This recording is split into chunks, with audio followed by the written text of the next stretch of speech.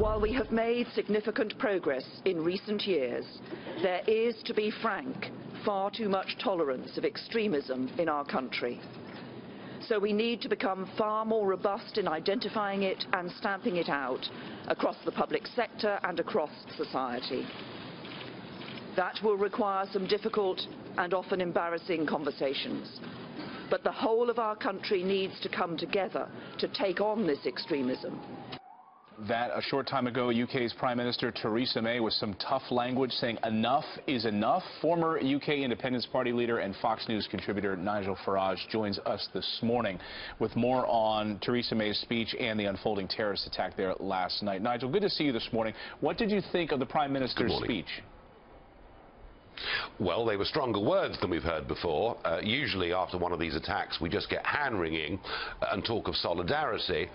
She did say enough is enough, but I would argue very strongly we should have reached that conclusion many years ago. And let's not forget, she was the Home Secretary. She was the person in charge of our Homeland Security for 6 years, starting in 2010.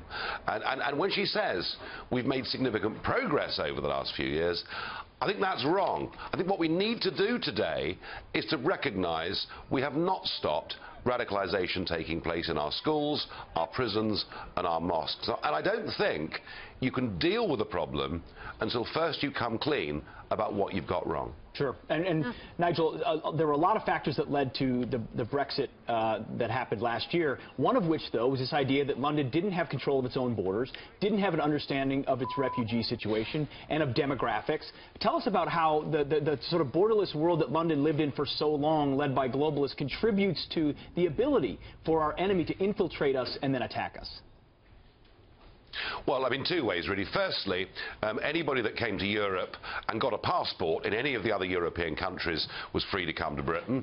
Secondly, I'm afraid that a lot of people have abused the word refugee when they've not been genuine refugees to get into parts of Europe, and I'm afraid have had bad intent. But thirdly, and we have to recognise this, the British government, you know, when they were pushed by people like me a couple of years ago, said they would use the power to stop people who had fought, for example, in Syria from coming back into our country. Over 400 known jihadi fighters from Syria have come back into Britain, and we've only stopped one. So yes, you're right, free movement contributes to this, but also the British government have been too weak. Frankly, we've been too politically correct. So I hope that Theresa May goes a lot further than she's gone this morning, recognises the mistakes of the past, and says that in future, not one person who's fought in Syria will ever be let back into our country. I mean, Nigel, you have the pulse of the people. You were behind the Brexit movement before anyone really knew that that was actually going to happen. We've got these big elections in the UK this week. What is the mood? What is the sense where you are of the people in the UK about this threat of terror? They feel like where they are, they have a handle on it. We are, as a people, very slow to anger. We're remarkably tolerant of things. But I do think, I mean, you know, bear in mind, this is now the third terrorist incident that has happened in my country in the space of as many months. And the mood that I get now is we want some real action. We don't just want speeches given outside number 10 Downing Street. We want genuine action.